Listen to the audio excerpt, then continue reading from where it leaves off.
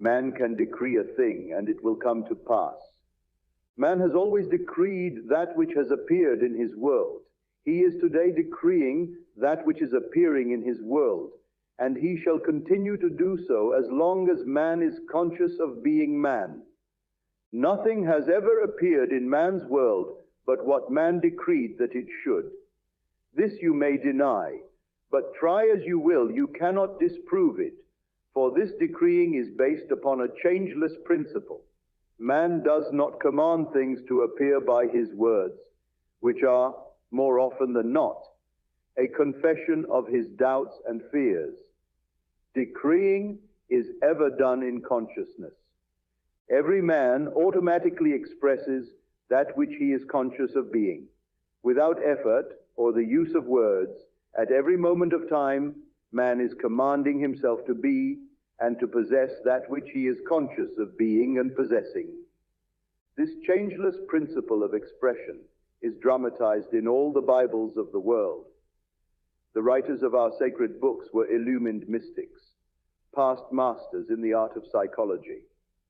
In telling the story of the soul, they personified this impersonal principle in the form of a historical document, both to preserve it and to hide it from the eyes of the uninitiated. Today, those to whom this great treasure has been entrusted, namely the priesthoods of the world, have forgotten that the Bibles are psychological dramas representing the consciousness of man. In their blind forgetfulness, they now teach their followers to worship its characters as men and women who actually lived in time and space. When man sees the Bible as a great psychological drama with all of its characters and actors, as the personified qualities and attributes of his own consciousness, then, and then only, will the Bible reveal to him the light of its symbology. This impersonal principle of life, which made all things, is personified as God. This Lord God, creator of heaven and earth, is discovered to be man's awareness of being.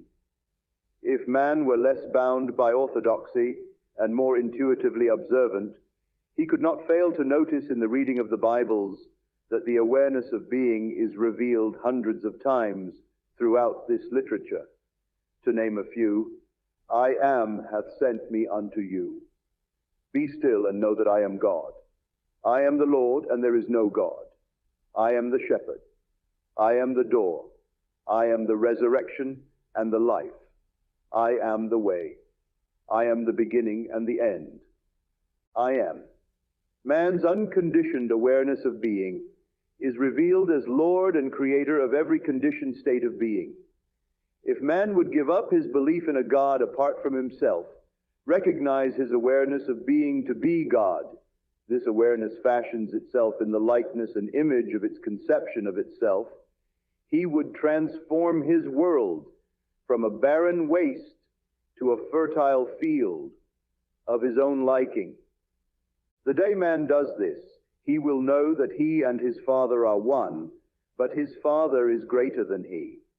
He will know that his consciousness of being is one with that which he is conscious of being, but that his unconditioned consciousness of being is greater than his conditioned state or his conception of himself. When man discovers his consciousness to be the impersonal power of expression, which power eternally personifies itself in his conceptions of himself, he will assume and appropriate that state of consciousness which he desires to express. In so doing, he will become that state in expression.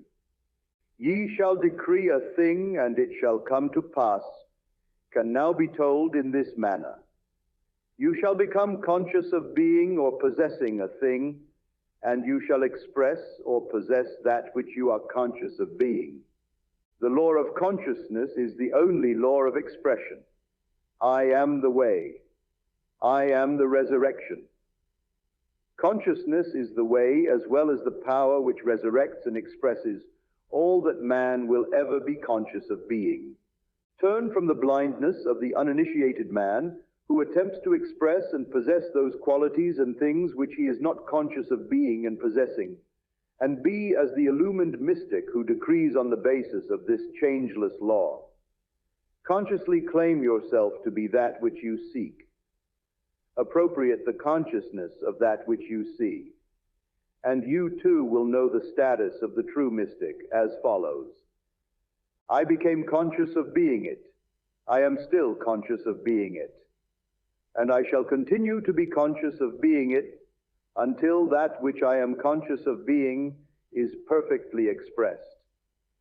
Yes, I shall decree a thing and it shall come to pass.